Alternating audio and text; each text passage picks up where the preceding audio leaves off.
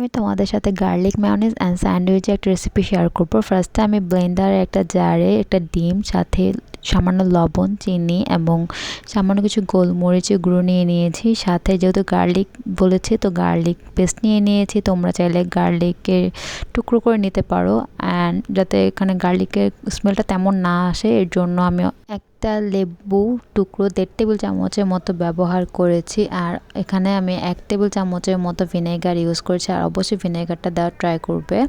আর এখানে আমি নিয়ে নিয়েছি 1 কাপ তেল। আমি কিন্তু এটা পুরোটা একবারে দিয়ে দিব না, অল্প অল্প করে দিব। আর প্রথমে আমি অল্প একটু দিয়ে ফার্স্টে ব্লেন্ড করে নিয়েছি, আর তার সাথে আমি 3-4 বার করে তেলটাকে মিক্স করে নিব। আর দেখো এখানে একটা ক্রিমি টেক্সচার চলে এসেছে, আর এতেই কিন্তু আমার মেয়োনিজটা রেডি হয়ে গিয়েছে। দেখো কতটা ঘন হয়েছে, এটার কনসিস্টেন্সিটা দেখলেই হয়তো তোমরা বুঝতে পারছো। আর আমি কিন্তু একটা জারে নিব না, যেহেতু আমি স্যান্ডউইচ মেক করবো, তাই আমি এখানে এই ব্লেন্ডার জারটাতে এটা রেখে দিব।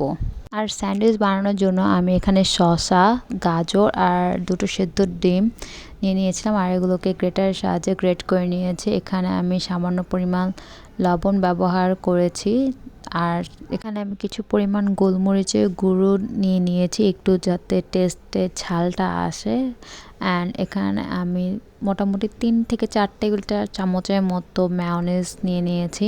আর তোমাদের যদি এর থেকে বেশি পরিমাণ মেয়োনিজ দরকার হয়, সেক্ষেত্রে তোমরা এর থেকে বেশি পরিমাণ মেয়োনিজ নিয়ে ভেতরের ফিলিংটাকে রেডি করে নিতে পারো। যেহেতু একটা গাজর একটা শসা ছিল, সেহেতু আমার হয়ে গিয়েছিল, আর মিক্স করে নিয়েছি। আর আমার ভেতরের ফিলিংটাও কিন্তু রেডি। আর আমি বাজার থেকে কিনতে পাওয়া ব্রেড নিয়ে নিয়েছি। ব্রেডের 4 সাইডের ব্রাউন অংশটাকে আমি কেটে ফেলে দিব। এখানে তোমরা ব্রাউন ব্রেডও ইউজ করতে পারো। আর এই ব্রাউন অংশগুলো কেটে কিন্তু তোমরা একটু চুলোতে টেলে দেন এটাকে ব্রেড ক্রামস হিসেবে ব্যবহার করতে পারো, যেটা আমি করি সাধারণত।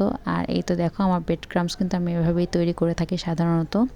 দেন এই ফিলিংটা আমি পাউরুটির উপর দিয়ে একটু বেশি করেই দেবে, যাতে এটা টেস্টটা ভালো আসে। অল্প করে দিলে কিন্তু সেভাবে টেস্টটা আসে না, খেতেও ভালো লাগে না, আর জুসিনেসটাও কমে যায়। তাই একটু বেশি পরিমাণে দিলে খেতেও ভালো লাগে, জুসিনেসটাও একদম ঠিকঠাক থাকে, পারফেক্ট ব্যালেন্স হয়। তো তারপর মাঝখান থেকে আমি একটা নাইফের সাহায্যে 2 টুকরো করে নিয়েছি। আর সেক্ষেত্রে বাজারে যে কিনতে পাওয়া যায় স্যান্ডউইচের যে শেপটা সাধারণত আমরা কিনে খেয়ে থাকি, ঠিক সেই রকম শেপ ধারণ করবে। আর এই তো মাত্র 10 থেকে 15 মিনিটের মধ্যেই আমার স্যান্ডউইচটা কিন্তু রেডি হয়ে গিয়েছে। আর এটা কিন্তু টেস্টটা অনেক ভালো এসেছে। তো তোমাদের কেমন লাগলো আমাকে জানিও। আর আজকের এই ব্লগটা এ পর্যন্তই।